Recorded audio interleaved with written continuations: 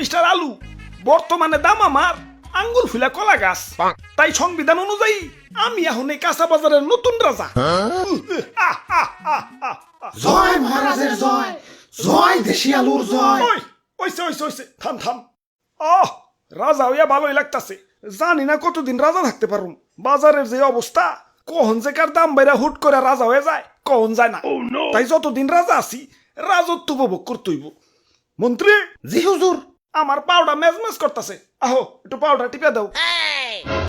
হুজুর ভুলে যাইন না, কয়দিন আগে কিন্তু আমিও রাজা ছিলাম, এখন আমার দাম কমে গেছে তাই মন্ত্রী হইছি।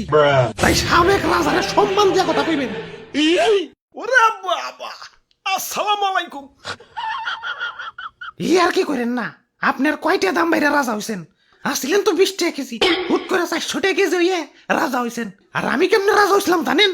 আমার কেজি তো 1200 টাকা পর্যন্ত উঠে গেছিল। ওই তুই মুখে মুখে তর্ক করস, তোর বোটা কিন্তু টান দিয়া ছিড়া ফেলামু। ওই তোর বোটার কোনো প্রয়োজনীয়তা আছে? তুই এটা নিয়ে ঘুরস কা? হ্যাঁ, কেউ যদি 1.5 কেজি মরিচ কিনে 1 কেজি তো তোর বোটাই পায়। আমার রাজ্যের নিরীহ মানুষে তুই ঠকাস। ওই ওরে আমার রাজ্যের বাইরে ফেলে দেয়। যত বড় সাইজ না তত বড় কথা। হুজুর রাগ করেন না, জানেনই তো ছোট মরিচের জাল বেশি, মাফ করে দেন এবারকার মতো।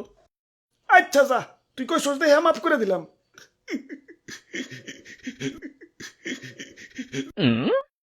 ওই আমার অনেক অনেক ক্ষোভ আছে।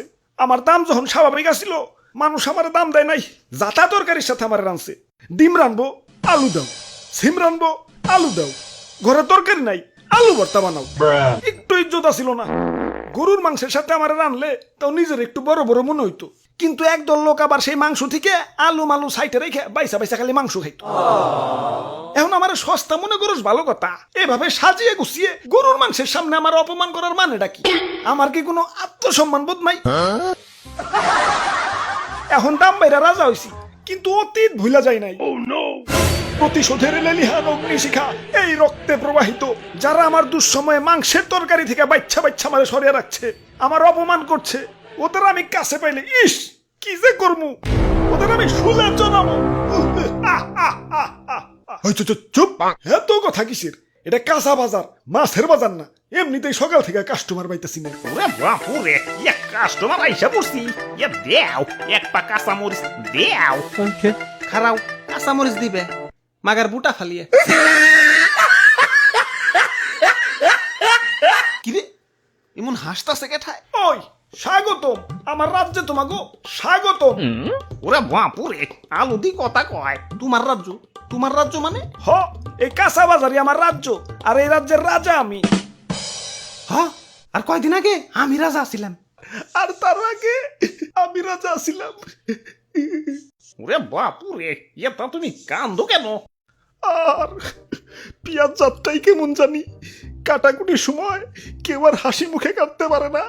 কাজের বেটি থেকে জমিদারের বেটি সবাই আমার চোখের পানি ফেলতে ফেলতে কাটে। আমি আমার মায়া মানুষের কান্না সহ্য করতে পারি না।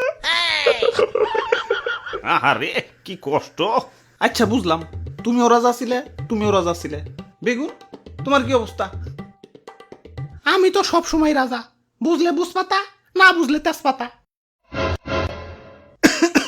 আচ্ছা যাই হোক, আমাকে 2 কেজি আলু দাও। আলুর দাম কিন্তু বাইরে গেছে।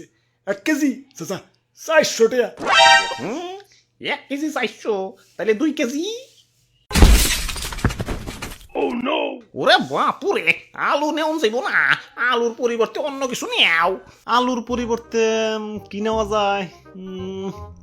দাদু, আজকে একজনের বহুত মিস করবার লাগছি। মাংসের পরিবর্তে এখন কাঁঠাল, মিষ্টি কুমড়া দিয়েও বেগুনি বানানো যায়। পেঁয়াজ ছাড়াও কিন্তু রান্না হয়। কোনো কিছুর দাম বাড়লে আপা ঠিক কোনো না কোনো অল্টারনেটিভ কিছু খুঁজে দিত। তোমরা আপারে তো থাকতে দিলা না। এখন খাও, বাধ্য হইয়া দামি জিনিসে খাও, স্বার্থপর বাঙালি। ইয়া তাইলে আর কি, দেও আমাকে 150 গ্রাম আলু দেও। হ দাও, বড় বড়টা পয়সা দিও। আরে তোমার দাঁতে কি হইছে? দাঁত খোঁচাইতাছো কে? আর কইও না, সকালে আলু দিয়ে মাংস রানছে তো, তাই দাঁতে মাংস এখনো বাইজা রয়েছে। ওই দাঁতে কি খালি মাংসই বাচ্ছে, আলু বাজে নাই? আমি তো আলু খাই নাই, খালি মাংস খাইছি। বাইসা বাইসা আলু গিলা সাইডে রাখছি। আমি তো আলু খাই নাই, খালি মাংস খাইছি। বাইসা বাইসা আলু গিলা সাইডে রাখছি। প্রতিশোধ আক্রমণ।